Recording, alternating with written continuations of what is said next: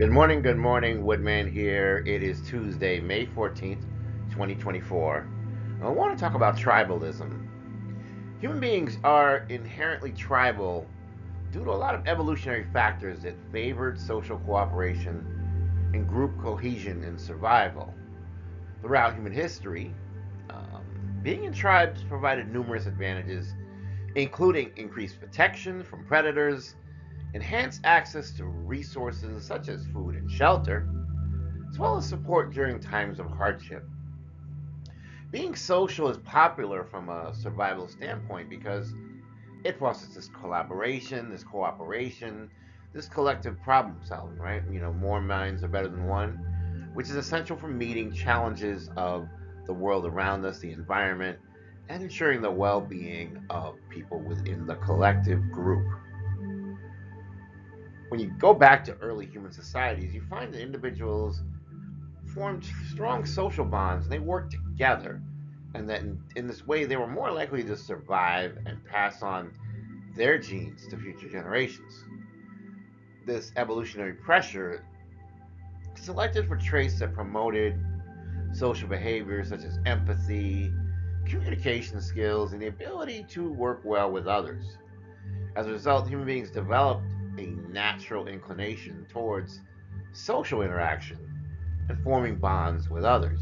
It's kind of like dogs, right? Like dogs at some point were had a common ancestor with wolves, and they inevitably learned how to work with groups like humans, so that they could be well taken care of, as opposed to having to live in the wild and be in packs and hunt their food, right? So humans were resolving conflicts. They were using resources fairly. Having tribes allowed them to create this sort of social harmony, to minimize competition and conflict, and to optimize cooperation and productivity. So over time, human societies developed various social structures, right? Because you got to have a way for everybody to work together. So you kind of develop these norms, you develop these systems of governance. You want to be able to maintain order within tribes. And so you're going to have leadership roles emerge, laws, customs, rituals, various systems of justice when people feel like they're wronged, right? And so this way, the tribes could ensure for the well being of their members, promote the collective interests of the group, and keep everyone happy that things were being resolved equitably and fairly. So when you think about it, human beings are tribal and social creatures due to evolutionary pressures that favored cooperation and group living for survival. Being social provides numerous advantages in terms of resource sharing, protection, and collective problem solving. Developing order within these tribes became important as groups grew in size and complexity, leading to the establishment of social structures and norms to regulate behavior and maintain social harmony. It's almost like the ceteris paribus assumption, right? That we live in a world of scarcity, and so we're going to develop ways to deal with the limited resources that we have, so that everyone can work together and have a peace. We don't just simply say, well, you know what? I'm just going to kill you all off and have everything for myself. We find a way to work together. We find a way to have a system whereby we create money, currency, we have trades, and we have people that are working together to create a cohesive, organized society. What about spirituality within tribalism? Well, a lot of tribal societies often live in close harmony with the natural world in the wild, right? So therefore, you have this sort of connection to nature that became a part of things.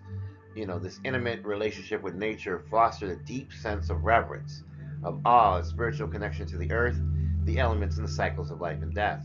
Most Native Americans, when you talk to them, they don't believe in abusing the earth. They believe that we're all together and that we have to preserve the earth as much as the things that the earth produces preserves us. Understanding the sacred.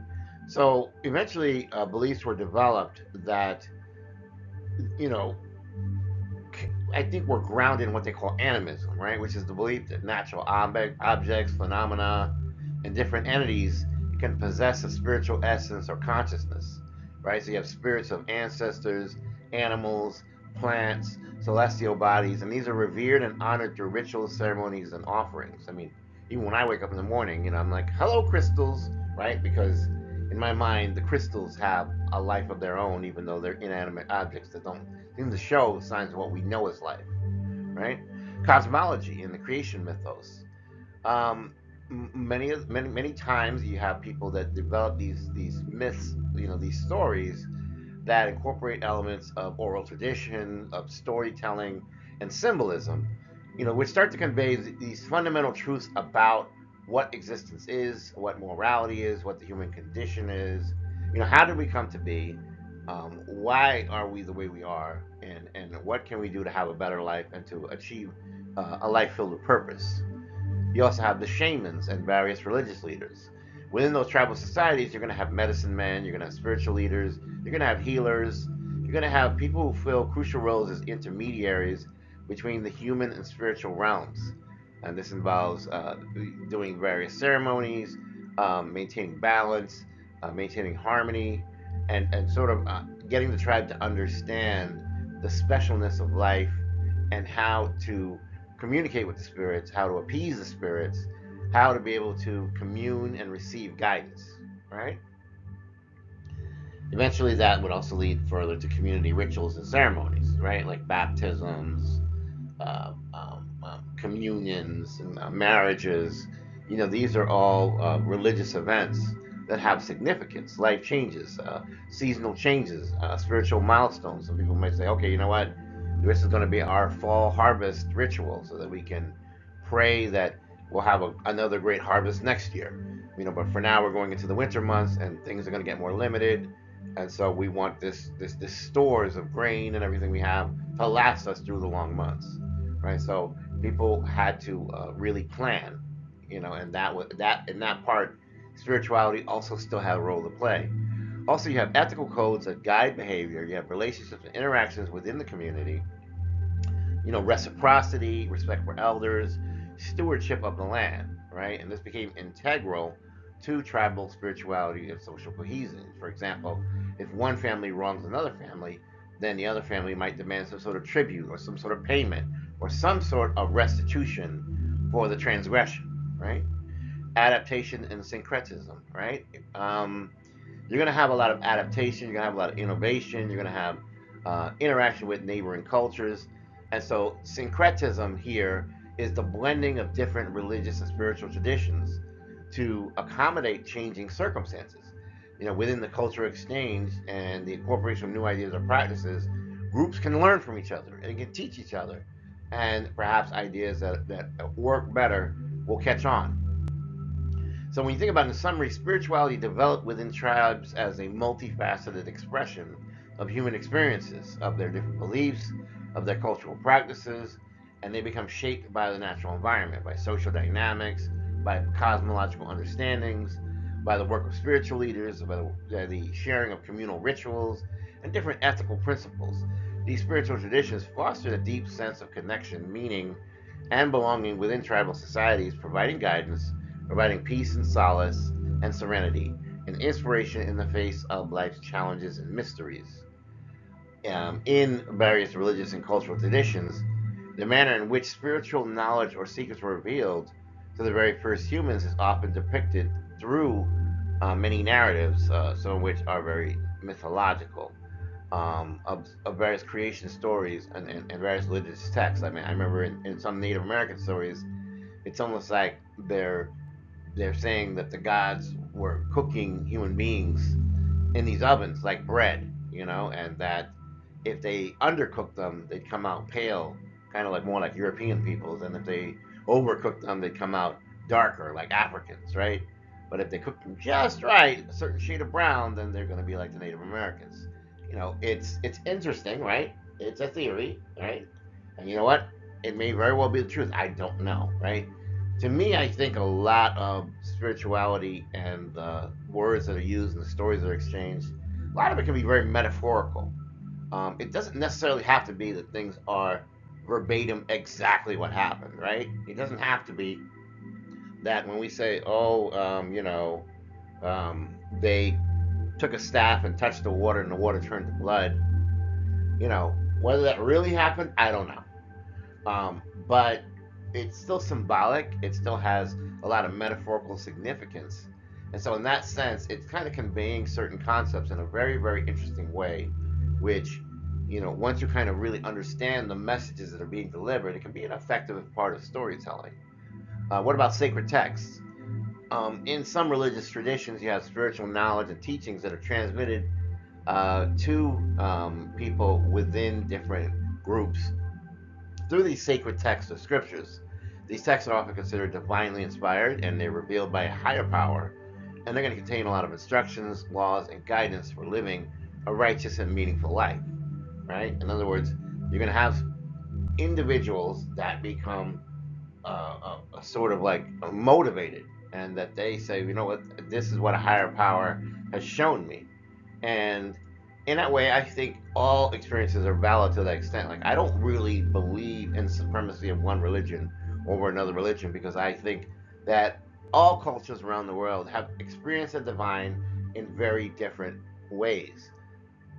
That doesn't mean that the divine doesn't exist. Absolutely, I believe that the divine absolutely exists, but the form in which it takes for different people is not going to always be the same. And you know what? That's fine. From a relativism standpoint, it's okay for people to have different perceptions about how the divine works. We're not hurting anybody. You know what? No one is going to necessarily somehow say, well, you know what? All of you are cursed because you don't believe in Buddha. And because you don't believe in Buddha, you're all going to be going into the void or the afterlife or hell or wherever. That's not necessarily the case. It's not a zero sum game. I think I've said that before, and I'll say it again. What you believe is what is right for you. If you look at even the American Constitution, there's the idea of freedom of religion, which comes from freedom of conscience, which is that each person's understanding of the divine is their own, and that no person may tell another person what to believe and what not to believe. That was a principle that became so important that it was enshrined in our earliest um, writings and the things that matter to us, because in England, there was a huge thing where a lot of people were being forced to convert to other religions depending on who was in control at the time. So literally, they'd be like, okay, convert, or you'll be killed right now. And some people were like, I'll be killed right now. And then they threw them in the fire, or they, put them over a pike, or they hung them. These are terrible things to do to people. Let people experience the divine as they see fit. There is no purpose to exterminating other peoples simply because they refuse to believe verbatim something that you want them to believe, because you feel that that is the ultimate religion, that is the ultimate answer, that is the ultimate plan. If they don't, they're heathens. They're the heathens deserve to be punished. That's not cool. That's not me. You'll never hear those words coming out of my mouth. So I think, all in all, from what we see here, um, in the development of tribes, I think in a lot of different religions, you'll see that some will say, well, God made us all into different groups. Like maybe like the Tower of Babel story, or maybe if you look in other texts, like maybe in Islam, that God separated people into groups so that they may know each other better.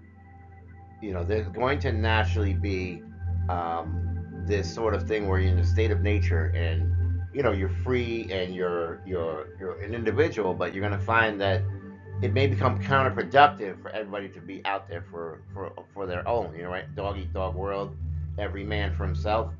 At some point you realize that you can get a lot more accomplished when you serve as a collective society, where you have rules, you have groups, you have leaders, whether that be a local form of government, a county form of government, a state form of government, a national form of government, a provincial form of government. People inevitably over time will come together, and they'll find they can more efficiently manage resources that way. So I hope you've enjoyed this message. Thank you again for liking, sharing, and subscribing. Thank you for your support. I love you. Have a wonderful Tuesday. Take care.